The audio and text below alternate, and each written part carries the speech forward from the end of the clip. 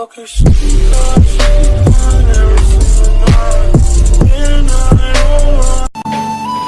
देखते हैं परसेंटेज का नेक्स्ट टाइप है फेल पास पर आधार। ठीक, फेल पास वाले क्वेश्चन पढ़ेंगे जो रिजल्ट आने के बाद लड़के कहते हैं 1 नंबर से फेल। ठीक, वही क्वेश्चन है, फेल पास पर आधारित क्वेश्चन। ठीक, देखेंगे सार ट्रिक्स। तो सबसे पहले इसमें हम कॉन्सेप्ट समझ लेते हैं, या ये समझ लीजिए आपसे पूछा क्या जाता है। तो जैसे कभी कभी पूछता है परीक्षा का अधिकतम अंक, कोई भी परीक्षा हो गई, चाहे वो भैया यूपीपी हो, चाहे यूपीएसआई, चाहे लेखपाल, पूछेगा परीक्षा का अगर अधिकतम अंक की बात करता है तो अधिकतम अंक किसे कहते हैं? पूर्णांक को ना भैया। अधिकतम अंक किसे कहते हैं? पूर्णांक को कहते हैं। और पूर्णांक हमेशा 100% होता है। पूर्णांक हमेशा कितने परसेंट होता है? 100%। सबसे पहले परीक्षा का अगर अधिकतम अंक की बात करें तो अधिकतम अंक पूर्णांक को कहा जाता है। ये हमें ध्यान रखना है, क्योंकि ये नहीं पूछेगा कि पूर्णांक कितने अंक का है। अधिकतम परीक्षा का अधिकतम मार्क या मैक्सिमम मार्क है, तो पूर्णांक की बात कर रहा है। पूर्णांक 100% होता है, ध्यान रखना है। या कभी कभी आपसे पूछता है उत्तीर्ण होने के लिए न्यूनतम कितने अंक चाहिए। उत्तीर्ण होने के लिए न्यूनतम कितने अंक चाहिए? उत्तीर्ण होने के लिए न्यूनतम अंक, वही एक तरीके से कट ऑफ पूछ रहा है, तो हर परीक्षा को अलग अलग होता है। ठीक, कभी कभी ये पूछ लेगा उत्तीर्ण होने के लिए न्यूनतम प्रतिशत अंक क्या होगा। ठीक, तो ये सब समझने के लिए थोड़ा सा सार्टिक से पढ़ेंगे, लेकिन इसको हम सार्टिक जो बनाया गया है कैसे बनाया गया ये थोड़ा सा हम देख लेते हैं। देखो जैसे क्वेश्चन में कह रहा है, या हम ऐसे अपनी तरफ से मान लेते हैं कि किसी परीक्षा का कट ऑफ जो निर्धारित किया गया है, मतलब कितने नंबर पे कोई व्यक्ति पास हो रहा है। मान लेते हैं एक परीक्षा का कट ऑफ 50 अंक है, अपने तरफ से हम ले लेते हैं एग्जाम्पल, विद एग्जाम्पल समझ रहे हैं।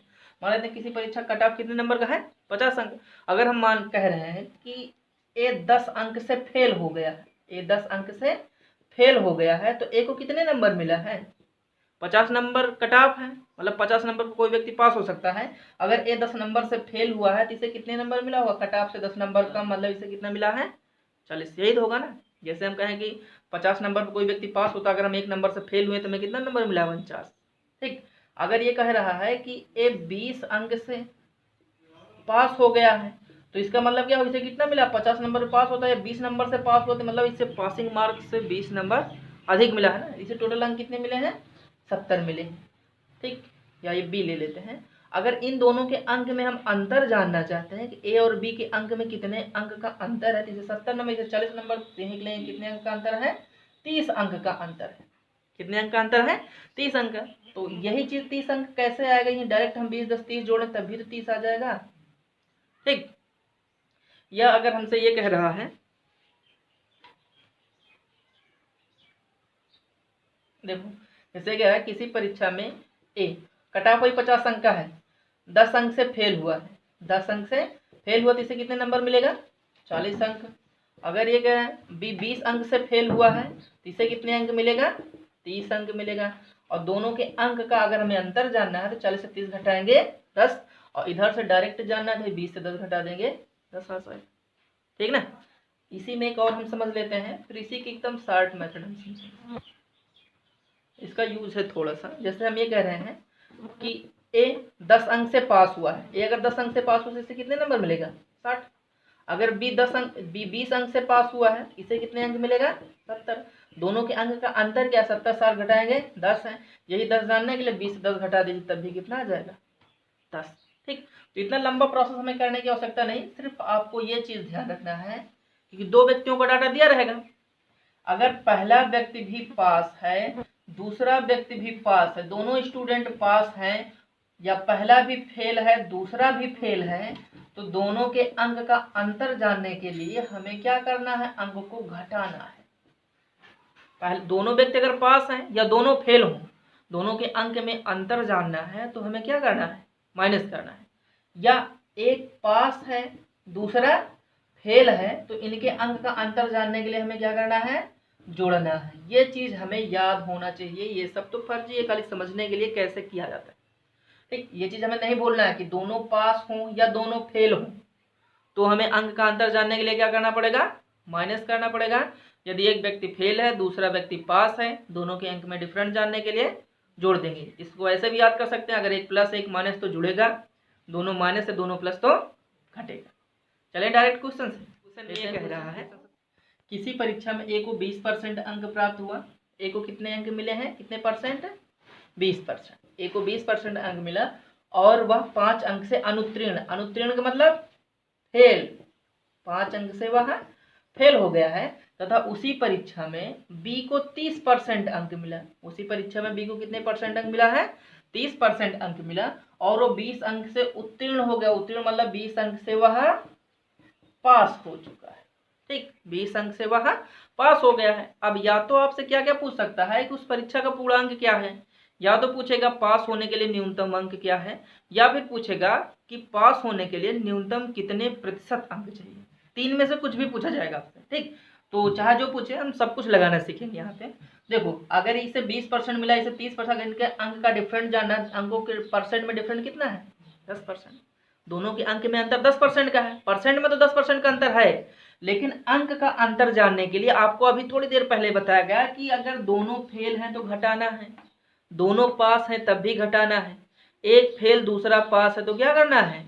वही 1 प्लस 1 माइनस तो ऐड कर लेंगे हम, एक फेल एक पास तो हम जोड़ लेंगे, 20 5 25। अंक में अंतर 25 का है, परसेंट में अंतर 10% का। अब सीधा आप तराजू बना लीजिए, एक तरफ हमें परसेंटेज रखना है, एक तरफ हमें अंक रखना है। तो यहाँ पे अंक 25 अंक का अंतर है, और परसेंटेज में कितने परसेंट का अंतर है?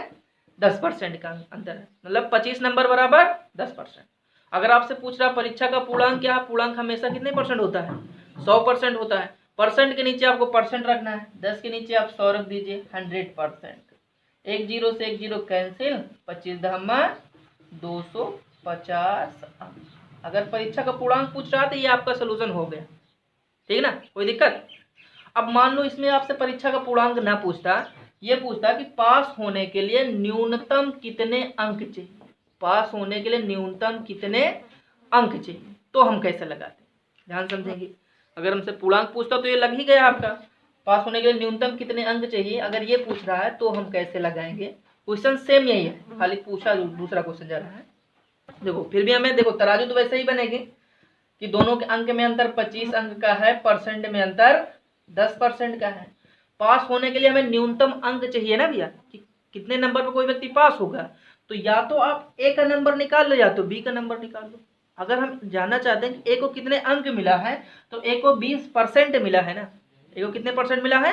20%। सीधा आप 20% की वैल्यू निकालो। हम ए का नंबर निकाल रहे हैं, 0 0 कैंसिल, 25 दूना 50। ए का नंबर कितना आ गया? 50 अंक।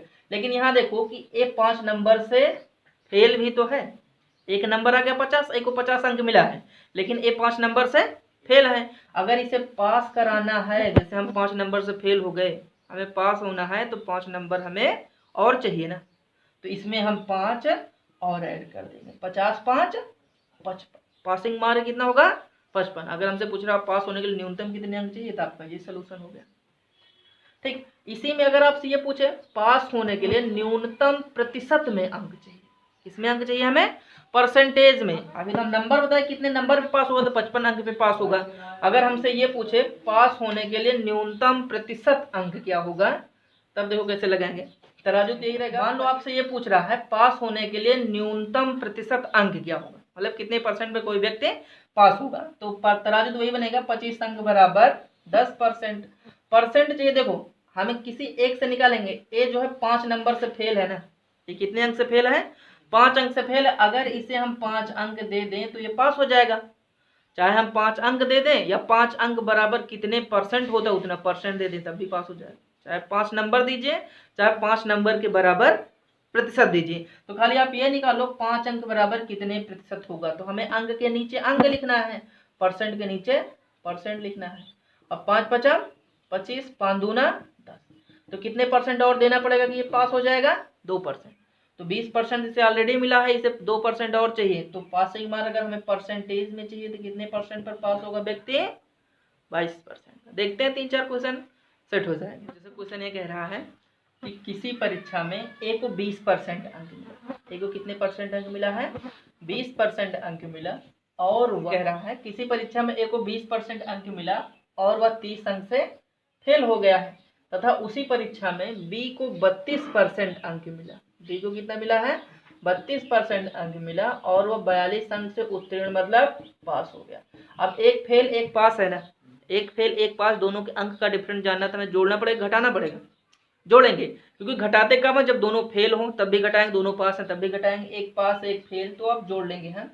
ये 2 4 3 7, दोनों में अंक का डिफरेंट 72 अंक का है, परसेंट में डिफरेंट 32 से 20 घटेगा। परसेंट तो हमेशा घटाना है, परसेंट तो हमेशा घटाना है। तो फिर सीधा आप तराजू बना लीजिए, 72 अंक एक तरफ हम अंक रखेंगे, एक तरफ हम परसेंटेज रखेंगे। 72 अंक बराबर 12%, 72 अंक बराबर 12%। अगर आपसे ये पूछ रहा है परीक्षा का पूर्णांक क्या है, पहला क्वेश्चन, तो पूर्णांक हम जानते हैं हमेशा कितना होता है, 100%। 12 छंग 72, परीक्षा का पूर्णांक क्या आएगा, 600। परीक्षा का पूर्णांक 600 आएगा। अगर हमसे दूसरा क्वेश्चन इसी में ये पूछ रहा पास होने के लिए न्यूनतम कितने अंक चाहिए, न्यूनतम अंक क्या होगा, तो देखेंगे न्यूनतम अंक बताना है तो हम कैसे लगाएंगे, तराजू तो आपकी वैसे ही बनेगी, 72 अंक बराबर 12%, 72 अंक बराबर 12%। पास होने के लिए न्यूनतम अंक चाहिए, तो किसी का भी अंक निकाल लो, चाहे ए का या बी का। अगर हम एक अंक निकालेंगे, ए को 20% मिला है, तो आप निकालो 20% बराबर कितने अंक होगा, 12 छंग 72, 6 दूना 12, 120 अंक। ए को 120 अंक मिला है, लेकिन ये 30 नंबर से फेल है, तो 30 नंबर हम और ऐड कर देंगे, 120 30 150 होगा। तो पास होने के लिए न्यूनतम अंक क्या होगा, 150। अगर हमसे ये पूछ रहा है पास होने के लिए न्यूनतम प्रतिशत अंक, थर्ड क्वेश्चन, पास होने के लिए न्यूनतम प्रतिशत अंक, तो हम कैसे निकालेंगे, इधर देखेंगे, तराजू तो आपकी फिर से वैसे रहेगी,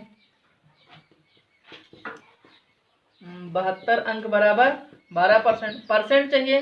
देखो ये 30 नंबर से फेल है, तो खाली अब 30 नंबर बराबर कितने परसेंट होगा ये निकाल लीजिए, 12 छंग 72, 6 पंचे 30, 30 अंक बराबर 5% है, इसे हम 5% दे देंगे, ये पास हो जाएगा। 20% ऑलरेडी इसे मिला है, 5% और देंगे, टोटल कितने परसेंट बनेगा, 25%। चले नेक्स्ट, किसी परीक्षा में ए को 30% अंक मिला, ए को 30% अंक मिला है और वह 6 अंक से अनुत्तीर्ण हो गया है, अनुत्तीर्ण मतलब भैया फेल।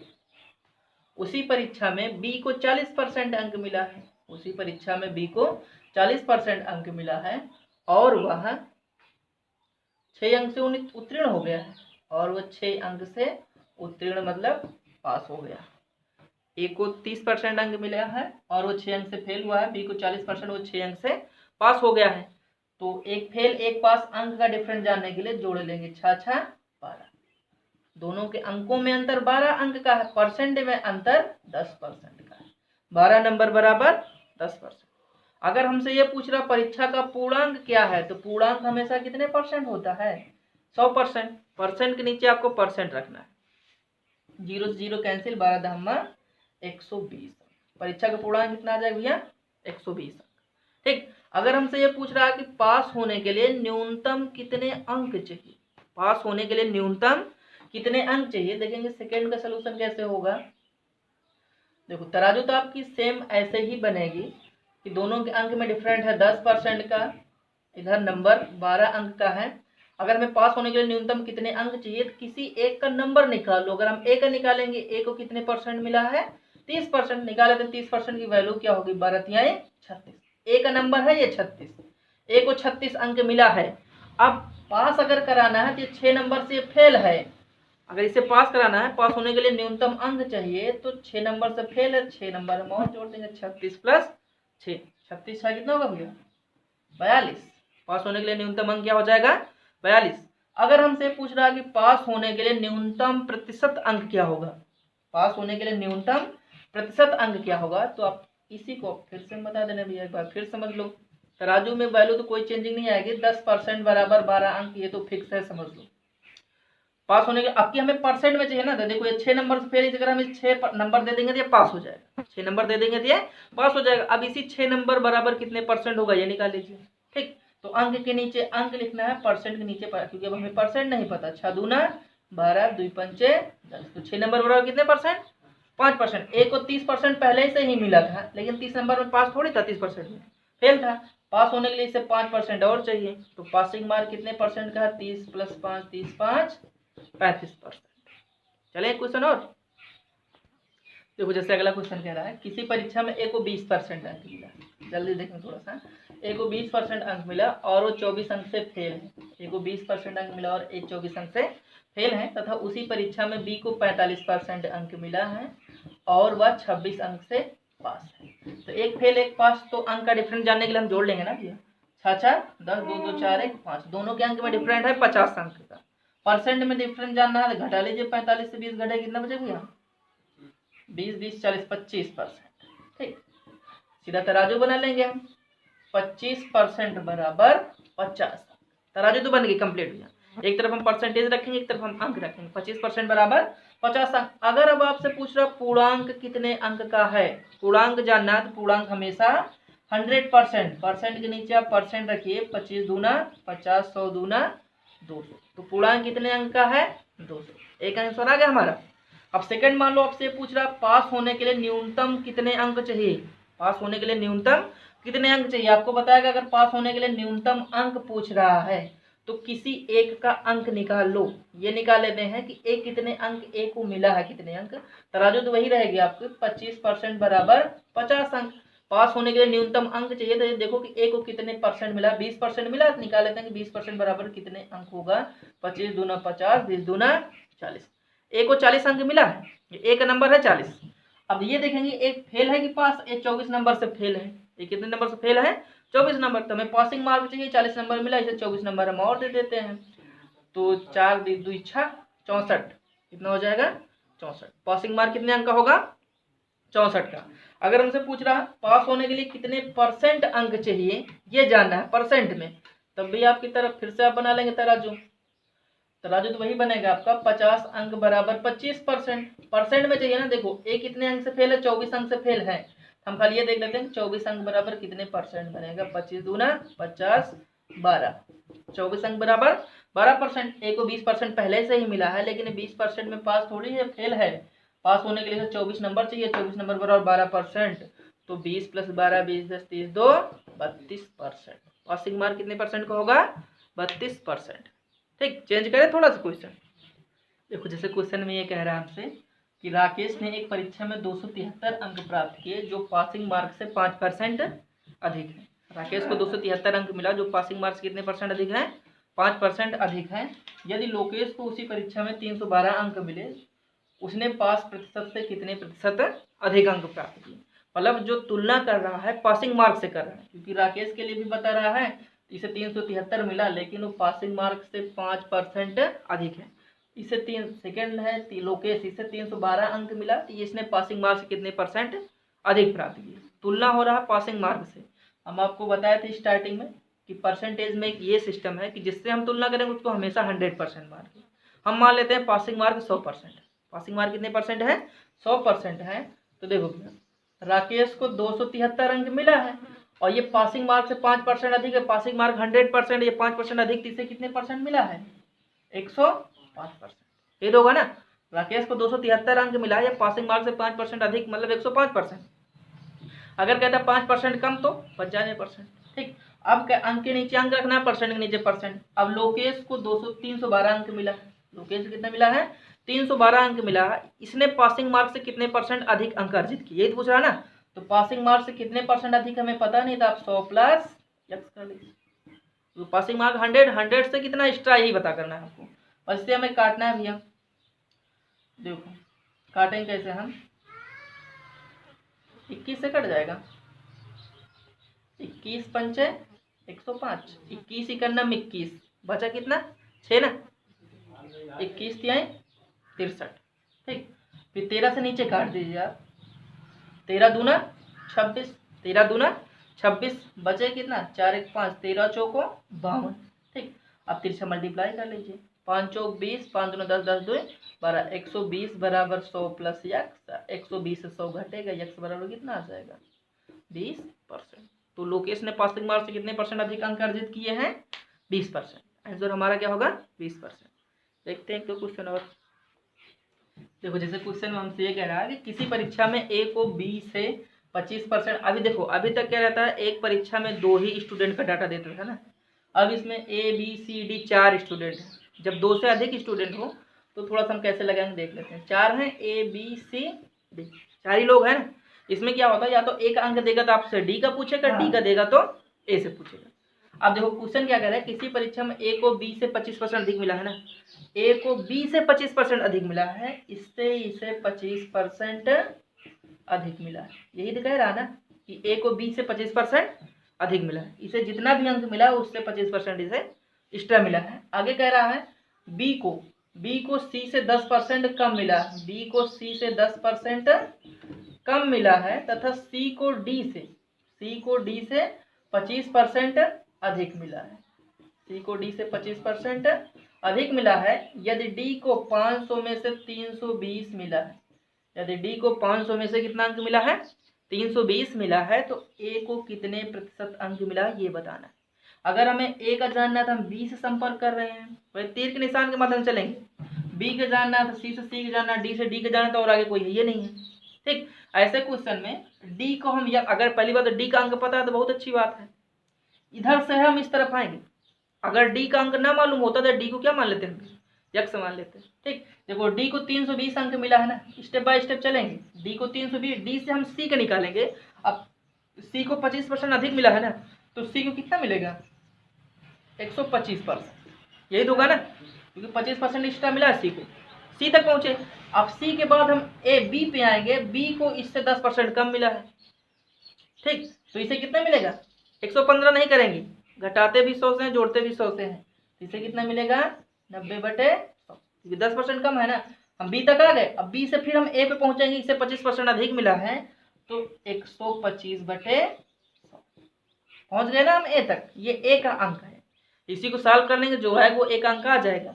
देखेंगे सॉल्व कैसे करेंगे, 2 जीरो से 2 जीरो कैंसिल हो जाएगा, 25 पंचे 125, 25 चौको 100, 25 पंचे 125, 25 चौको 100, 4 चौक 16, 16 दूना 32, 5 पचम 25, 25 दूना 50, 9 45, 450 अंक। ठीक, अगर ए का अंक पूछ रहा है तो ए को कितने अंक मिले, 450 अंक। ठीक, अगर हमसे परसेंट पूछे कि ए को कितने परसेंट अंक मिले हैं, अब हमें पता पूर्णांक तो कितने का है, 500 नंबर का, पूर्णांक कितने का है, 500 नंबर का। अब अगर हमें परसेंट निकालना, सीधा एक छोटी सी तराजू बना लो, 500 अंक का पूर्णांक है, 500 बराबर 100%, 450 इसे मिला है, ये कितने परसेंट होगा नहीं पता, 2 जीरो से 2 जीरो कैंसिल, 5 9 45, मतलब कितने परसेंट मिला है, 90%। ठीक ना, चले फिर थोड़ा सा चेंज करें। देखो जैसे क्वेश्चन में कह रहा है हमसे, सेम वही टाइप है, खाली अंक चेंज किया गया है। ठीक ना, टाइप वही है, अंक चेंज किया गया है। कह रहा है कि ए से लेकर डी तक 4 स्टूडेंट हैं, हम पहले नाम लिख लेते हैं ए बी सी। क्वेश्चन तो वहाँ पे आपको लिखाया ही मिलेगा, आपको क्वेश्चन लिखना नहीं है, 4 है, खाली हम देख लेते हैं किसको कितना कम मिला, किसको कितना अधिक मिला है। क्या रहा, ए को बी से 10% कम मिला है ना, ए को बी से 10% कम मिला है। ठीक, और बी को सी से 25% अधिक मिला है, बी को सी से 25% अधिक मिला है, तथा सी को डी से 20% कम मिला, सी को डी से 20% कम मिला है। ठीक, फिर कह रहा ए को 500 में से 360 मिला है, मतलब अब की नंबर किसका दे दिया गया, ए को 500 में से 360 मिला है, तो डी को कितने परसेंट अंक मिला है, तो डी का हमें पता ही नहीं है, तो पहले मान लेते डी को कितना अंक मिला है, हमें चलना तो इधर से ही है। ठीक, डी का अगर पता होता तो लिख लेते वैल्यू, और डी का नहीं पता है तो सबसे पहले डी का हमारा डी को x अंक मिला है, डी से हम सी में आएंगे, सी को 20% कम मिला तो कितने परसेंट मिलेगा, 80%, और सी के बाद हम बी में पहुंचेंगे, इससे 25% अधिक मिला तो 125/100, बी के बाद हम फिर हम ए में पहुंचेंगे, इससे 10% कम मिला तो 90/100, ए तक आ गए ना। और एक अंक ऑलरेडी दे रखा है, ए को कितने अंक मिला है, 360, इसी को सॉल्व कर लेंगे, डी का अंक आ जाएगा। देखो 2 जीरो से 2 जीरो कैंसिल। ठीक, अब फिर काटेंगे हम, 25 पंचे 125, 25 चौको 100, 4 दूना 8, 9 दूना 18, 18 दूना 36, 9 दूना 18, 18 दूना 36, 5 चौक 20। ठीक, 100 में 4 से गुणा होगा 400, काट लेना है अपने अनुसार। तो डी को कितने अंक मिले हैं, 400, डी का नंबर आ गया 400। परसेंट चाहिए, कितने परसेंट मिले, छोटा सा तराजू बना लो, 500 नंबर का पूर्णांक है, पूर्णांक 100%, 400 नंबर बराबर कितने परसेंट होगा, 5 8 40, कितने परसेंट मिला है, 80%। ठीक, कभी कभी फेल पास पर आधारित क्वेश्चन वेन आरेख द्वारा पूछ लिया जाता है, वेन आरेख टाइप से कैसे लगाते हैं, तो देख लेते हैं वेन आरेख वाले 1 2 क्वेश्चन। देखो जैसे क्वेश्चन ये कह रहा है हमसे, किसी परीक्षा में 52% छात्र अंग्रेजी में उत्तीर्ण हैं, मतलब इंग्लिश में कितने परसेंट उत्तीर्ण हैं? 52% उत्तीर्ण। ठीक, फिर कह रहा है 42% गणित में, मैथ में 42% उत्तीर्ण है, तथा इंग्लिश और मैथ दोनों में, इंग्लिश और मैथ दोनों में 17% विद्यार्थी उत्तीर्ण है। तो ऐसे क्वेश्चन को लगाने से पहले सबसे पहले आपको ये देखना है कि जो कंबाइंड डाटा दिया गया दोनों का, वो पास का है या फेल का है। ठीक, सबसे पहले आप सिंगल वाला मत देखिए, डबल वाला देखेंगे। जो डबल दिया गया मतलब दोनों मिला के ये पास है या फेल। अगर ये पास है तो ये दोनों भी क्या होने चाहिए? पास ही होने चाहिए। अगर ये फेल का डाटा दिया गया, ये दोनों भी क्या होने चाहिए? फेल, क्योंकि इसको हम चेंज कर लेंगे 100 से माइनस करके। अगर यहीं पे ये अनुत्तीर्ण दिया होता तो इसको अनुत्तीर्ण कैसे बनाते? 100 से घटा, 52% उत्तीर्ण है तो 48% अनुत्तीर्ण होंगे, टोटल 100% होता है। आपको यही देखना है कि जो कंबाइंड डाटा है अगर ये उत्तीर्ण है तो आपसे पूछेगा इसी का उल्टा कि दोनों में अनुत्तीर्ण कितने परसेंट है। ठीक, देखेंगे जैसे सबसे पहले इंग्लिश में 52% उत्तीर्ण है, हम कंबाइंड देखेंगे दोनों में 17% उत्तीर्ण है। तो आपसे पूछेगा भी इसी का उल्टा, अगर उत्तीर्ण दिया है तो हमसे क्या पूछेगा? दोनों में अनुत्तीर्ण कितने, दोनों में अनुत्तीर्ण कितने हैं। तो हमें देखना है कि जो कंबाइंड डाटा है, ठीक ना, जो दोनों का है, इसको हम 100 में जोड़ लेंगे। 100 में अपनी तरफ 100 में ऐड करेंगे क्योंकि ये दोनों में है। 100 में 17 जोड़ेंगे 117, 100 में जोड़ के इन दोनों को ऐड करके हम माइनस कर देंगे, जो आएगा वही हमारा आंसर। इसको जो कंबाइंड है इसको हमें 100 में अपनी तरफ से जोड़ना है।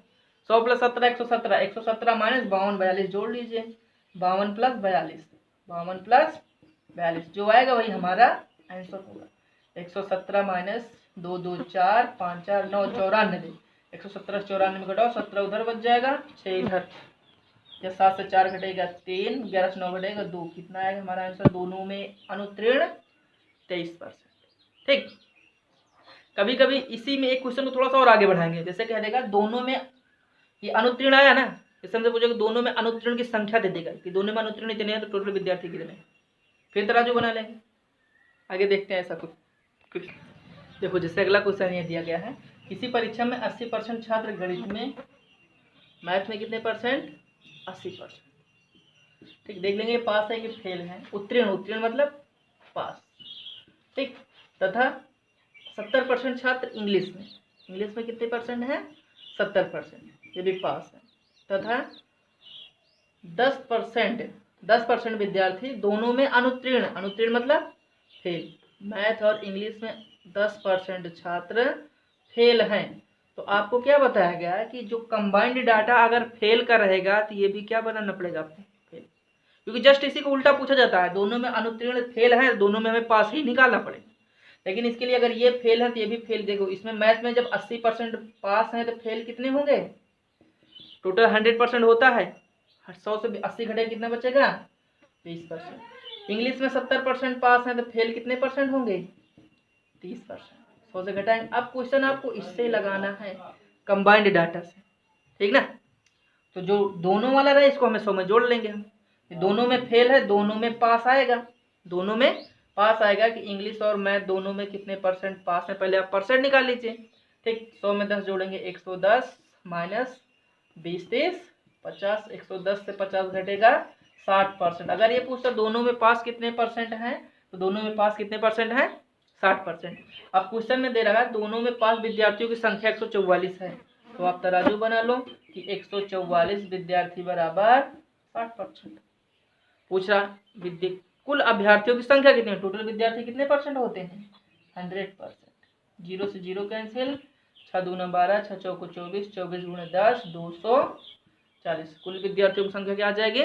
240। टाइप बदले में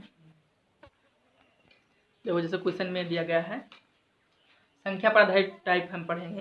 तो संख्या पर आधारित क्वेश्चन पढ़ने से पहले आपको ये समझना है कि जिस संख्या से हम तुलना करते हैं उसे हम 100% मानें। जिस संख्या से हम तुलना करेंगे उससे हम कितने परसेंट मानेंगे? 100%। अगर किसी संख्या को 20% में बढ़ाने की बात करेगा तो उसका परसेंटेज 120 हो जाएगा। अगर 20% घटाने की बात करेगा उसका परसेंटेज 80 हो जाएगा, क्योंकि संख्या अपने आप में 100% होती है। बढ़ाएंगे तो परसेंटेज 100 से बढ़ेगा, घटाएंगे 100 से घटेगा। और जिससे हम तुलना करेंगे उसे हम 100% मानते। ठीक, कम या अधिक की बात होगी, कम या अधिक का मतलब अंतर होता है, कम या अधिक। देखो जैसे क्वेश्चन ये लिखा है हमारे पास कि दो संख्या किसी तीसरी संख्या से कंपेयर किससे हो रहा है, किसी तीसरी संख्या से। दो संख्या की किसी तीसरी संख्या से कंपेयर तीसरी संख्या से हो रहा है ना, तो तीसरी संख्या को हम क्या मान लेते हैं, 100। तीसरी संख्या को हम 100 मान लिए। तीसरी संख्या से 30% और 40% अधिक है ना, मतलब पहली 30% अधिक है, ये 100 है तो 30% अधिक कितनी हो जाएगी अब 130। ये 40% अधिक है तो ये कितनी बनेगी 140। ठीक, अब तीनों संख्या का अगर हम रेशियो बना लें तो 0 से 0 कैंसिल हो जाएगा, 13, 14, 10 का रेशियो बन जाएगा। तीनों संख्या का रेशियो आ गया। फिर आप ये देखो आपसे पूछ रहा है तो पहली संख्या दूसरी का, अब कंपेयर किससे कर रहा है, जिसके बगल में का या जिसके बगल में से लिखा होता है उससे तुलना होता है। कह रहा पहली संख्या दूसरी संख्या का, तराजू बनाओ सीधा सीधा, दूसरी संख्या 14 है ना, तो 14 बराबर 100%, जिससे तुलना होगा उसी को 100%। पहली संख्या दूसरी का कितने प्रतिशत है ना, तो पहली संख्या देखो 13 है, ये कितने परसेंट होगा नहीं पता। अब काट देंगे 2 7 14, 50, 50 गुणे 13 करेंगे, 0 5 3 15, 5 1 9 5 1 6, 650 आएगा ना। 650 को हम 7 से भाग देंगे, 7 9 63, बचेगा कितना 2, 7 दूना 14, 14 6 20, तो 92 सही 6/7%। देखिए नेक्स्ट क्वेश्चन, देखो जैसे हमसे पूछा जा रहा है कि दो संख्या किसी तीसरी संख्या से, फिर इसमें कंपेयर किससे हो रहा है, तीसरी संख्या से, जिससे तुलना हो उसको हम 100 मान लेंगे, तीसरी 100। अब कह रहा 30% और 37% कम है ना, जो पहली संख्या 30% कम होगी थी कितनी बन जाएगी 70, दूसरी 37% कम है तो 100 से 37 घटा देंगे, 100 से 37 घटाओ भैया कितना बचेगा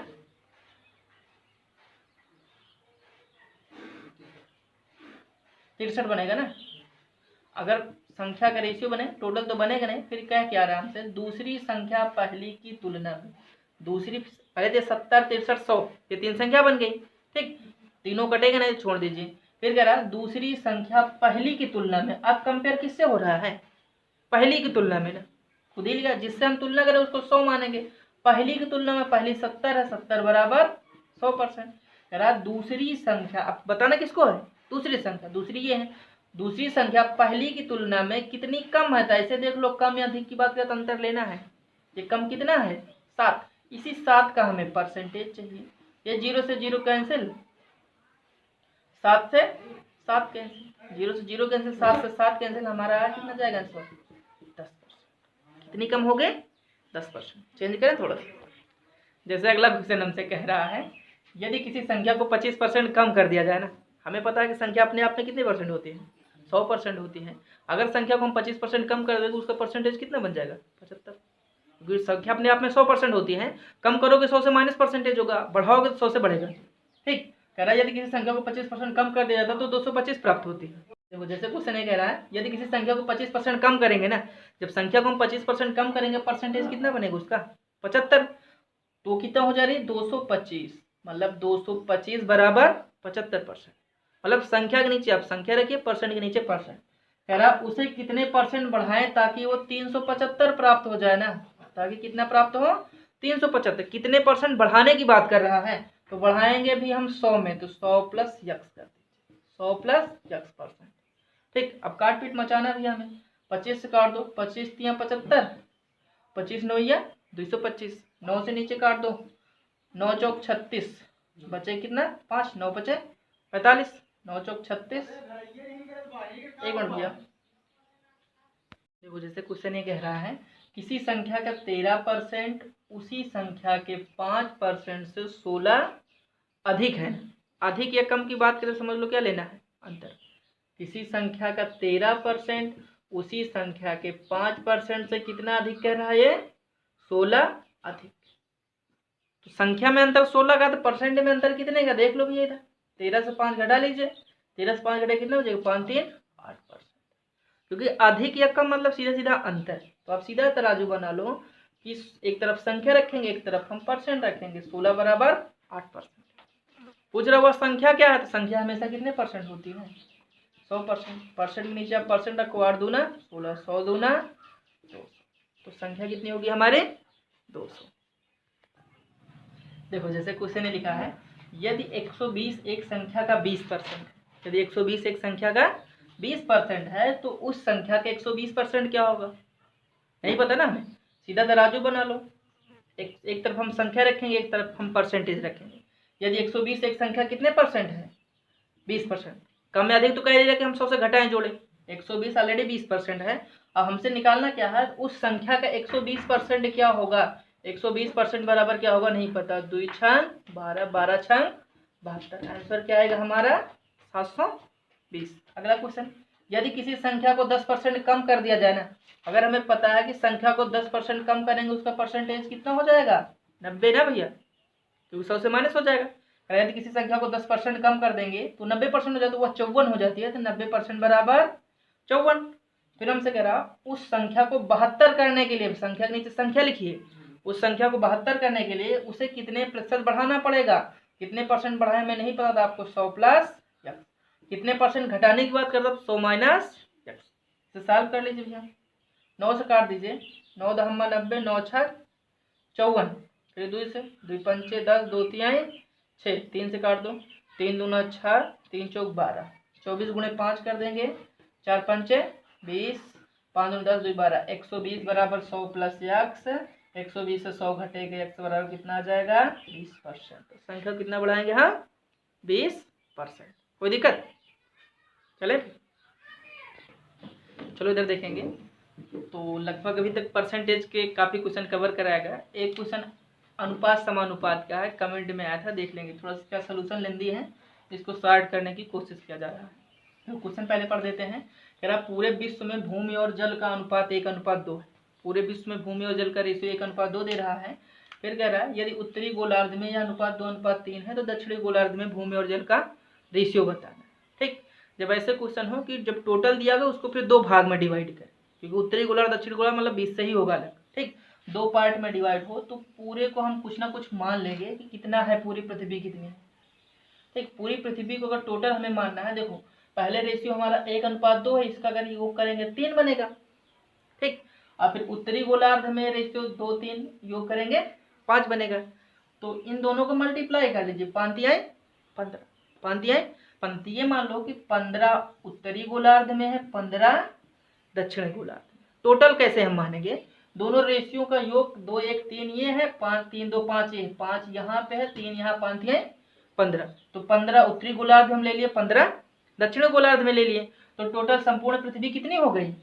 30 ना। पूरी पृथ्वी कितनी है? 30 है। 30 है, समझ लो पूरी पृथ्वी के भाग 30 है। ठीक, अब इस 30 में भूमि और जल का रेशियो कितना है? 1:2 है ना। अब हम देखते हैं कि इस 30 भाग में, क्योंकि पूरी पृथ्वी की बात कर रहा है, स्टार्टिंग में पूरे विश्व की बात कर रहा है ना, पूरे विश्व में संपूर्ण पृथ्वी, संपूर्ण पृथ्वी की बात करें 15, 15, 30 बनेगा। इस 30 में भूमि और जल 1:2 के अनुपात में है। तो योग की बात करें, टोटल ये 30 है, इसके सामने योग रखेंगे 2, 1, 3। अगर यहाँ पे हम भूमि निकालेंगे, भूमि का रेशियो कितना है? 3 दहम्मा 30।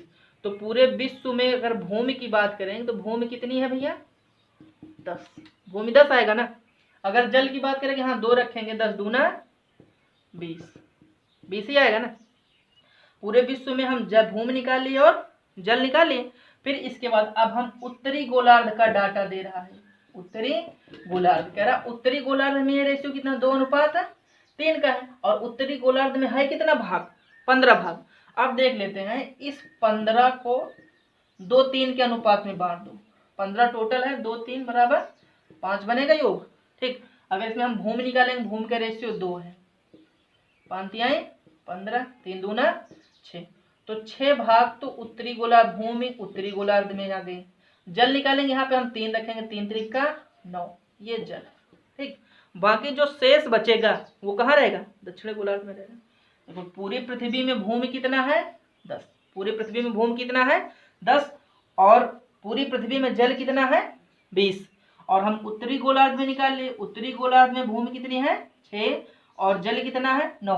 तो बाकी जो शेष बचेगा कहाँ जाएगा? दक्षिणी गोलार्ध में ही तो जाएगा। अगर हम दक्षिणी गोलार्ध की बात करेंगे, दक्षिणी गोलार्ध में भूमि और जल का रेशियो, भूमि अनुपात जल, टोटल भूमि 10 है, 10 में तो 6 तो हो चुकी उत्तरी गोलार्ध में, तो बचेगा कितना? 4। 10 टोटल है, 10 में 6 तो आ चुका है इसी में उत्तरी गोलार्ध में, तो बचा 4। और 20 जल टोटल है और इसमें से 9 जल तो आ गया उत्तरी गोलार्ध में, शेष जल कितना बचा? 11। तो हमारा आंसर क्या आ जाएगा? 4:11। ठीक, बाकी आप लोग लगाते रहिए, जो नहीं आता है कमेंट करके क्वेश्चन पूछें। बाकी अब नेक्स्ट एक्सरसाइज प्रॉफिट एवं लॉस कवर करने की कोशिश करेंगे, अगले दिन मिलेगा प्रॉफिट एवं लॉस।